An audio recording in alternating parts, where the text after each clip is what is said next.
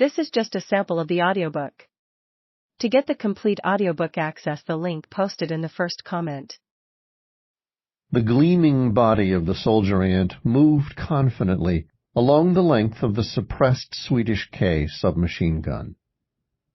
The predator's head twitched incessantly from side to side, mandibles opening and closing, and with its antenna in constant searching motion for unseen threats.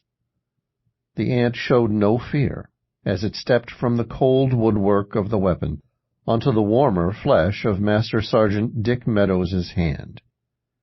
It hesitated as it encountered the fine human hairs, but sensing no threat, it delicately picked its way through. Meadows's cool blue eyes flicked back to the trail in front of him, and he considered the situation yet again. Damn it, why couldn't he shake off the feeling of guilt? It was his selfish motive that had put R.T. Ohio into this tight spot. 2 days ago he could have gotten them all killed. Sure, the briefing had been dressed up in fancy words, but the message was clear. Prove that the North Vietnamese Prime Minister Pham Van Dong is a liar.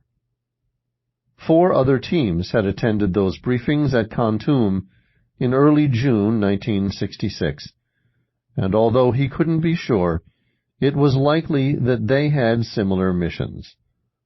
Why was it that he had this burning need to be the one to succeed? Pride? Sheer cussedness?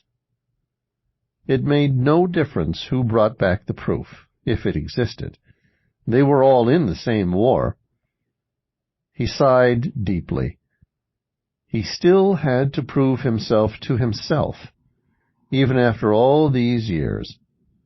Colonel Singlaub had been surprised when Meadows had asked for his team to be inserted into a recently bombed area, knowing that it was most likely to contain roving pockets of the enemy, who would be feeling secure. After all, lightning was unlikely to strike twice in the same place. They would assume that the area would be left alone for a while.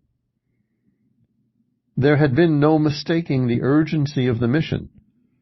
Colonel Jack Singlaub, chief of SOG, Studies and Observation Group, had taken his instructions directly from the Pentagon. It was June 1966, and for many months Pham Van Dong had been proclaiming to the world that no North Vietnamese regular soldiers were in South Vietnam. This was simply a peasants' revolt against a corrupt government and their aggressive American allies. It was none of his affair. General Westmoreland knew better, but he had no proof to put before the cynical congressman in Washington, D.C. Without hard evidence, he had consistently failed to get permission to relax the rules on conducting bombing raids and artillery strikes into the DMZ. In his view, this was critical to winning the war. More important, he sensed that the NVA was preparing a major offensive, and many front-line American positions were undermanned and ill-equipped to withstand determined assaults. He needed more troops, and fast. A slight tickle at Meadows's wrist made him look down. At the cuff of his baggy shirt-sleeve, the ant had paused to contemplate the dark tunnel, made up its mind, and begun to enter. "That's enough, soldier boy," murmured Meadows, as he reached over with his right hand to gently grasp the 3/4-inch-long insect behind the head. The movement was unhurried as he deposited the invader on a length of fallen bamboo and watched it scurry on its way. The small movement caused his own body odors to reach his nostrils, and he smiled. There was no doubt that he stank in a very satisfactory manner. He smelled like his surroundings. There was no trace of soap, no toothpaste, no alien food smell, and no sign of the preservatives used in the pre-issue storage of his uniform.